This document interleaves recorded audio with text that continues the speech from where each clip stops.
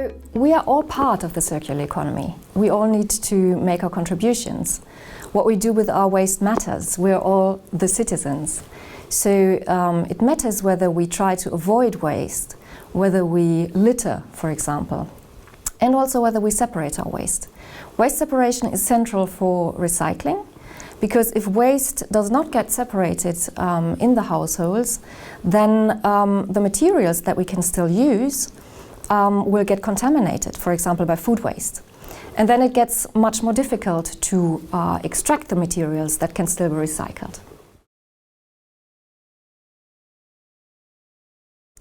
So the question is now how citizens can be enabled to participate in the system. And the first aspect is, of course, that people need to know how they can participate. So they need to have the information of how the system works.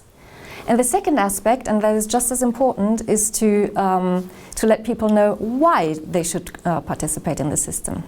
So the motivation of doing something and then actually doing it, because these are also two separate steps. And so these are different elements that need to be addressed, first of all, by how we design the system. So we need not think about communication and motivating people after we design the system, but we need to have that in mind when we design the system. So, for example, when we organize collection, it's important to, first of all, very clearly and easily design the rules of how people should separate, to make it easy for them to know how to separate.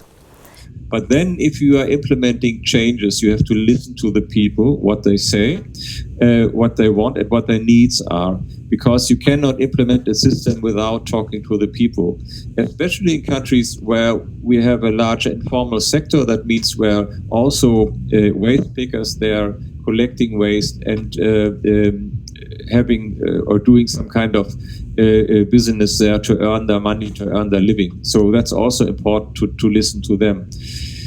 Then trying to inform the population, the households, where the changes are implemented, so that then at the end the changes in the waste management are accepted. And then we need to make it convenient for people to participate in the system. For example, by collecting the waste from the curbside, or if that is not possible, by placing the containers where people should bring their materials where it is convenient for them. And then once people know how they can participate, and once we have made it really easy for them, of course we also need to tell them why they should participate. We need to motivate people. And we have different possibilities for that. So first of all, of course, we can and need to address and build societal norms. So it should be a societal norm for everyone to separate their waste, to participate in a recycling system. Financial rewards and maybe punishments can also go a long way to motivate people, so make it the cheapest option to participate in the system. And then also the trust that the system functions is a key element. If I, for example, believe that the waste that I'm separating then gets collected and mixed up again anyways, then my motivation to separate, of course, is much, much lower. And then, as a last step, we need to help people to turn their good intention of separating and bringing the waste to where it can be used again into action.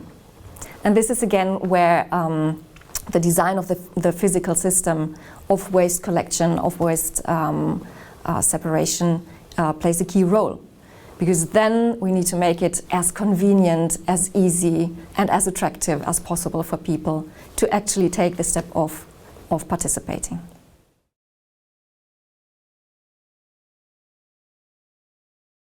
So when we want to transition to a circular economy, the children are particularly important. Children are the citizens of the future. Their habits are not yet as defined as the habits of adults, so they can more easily adapt to new ways of living. Also, they can be very good messengers to bring the message into the families. Parents usually want to set a good example to their children, so they want to show that they conform with societal norms. And so a child asking the mother, why don't we separate, can be a very strong motivation for the mother to actually start separating in the household. Now, that does not work in all societies. In some societies, for example, the elders have a lot of influence, or religious leaders have a lot of influence. So we always need to not just adapt the message to the context, but also the messenger.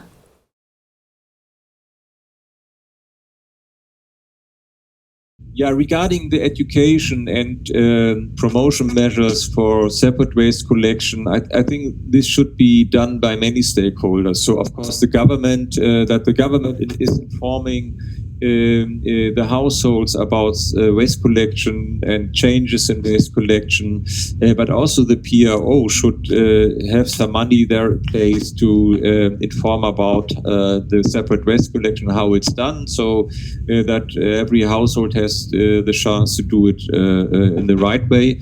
But I see also a good role here for the non-governmental organizations like WWF to inform about the relationships between separate waste collection and improvement of the environmental situation. So I think every stakeholder has their role and a role in this. And from our perspective as WWF, we try to support the communication and the awareness raising as much as possible.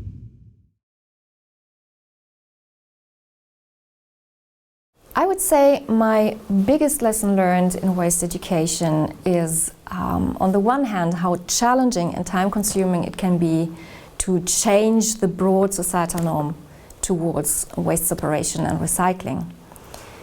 And on the other hand, the lesson that even in contexts where I would have least expected it, so in context of poverty, where people really have a lot on their plate, existential problems, how many people are already motivated to protect the environment and to play their role, to do their part.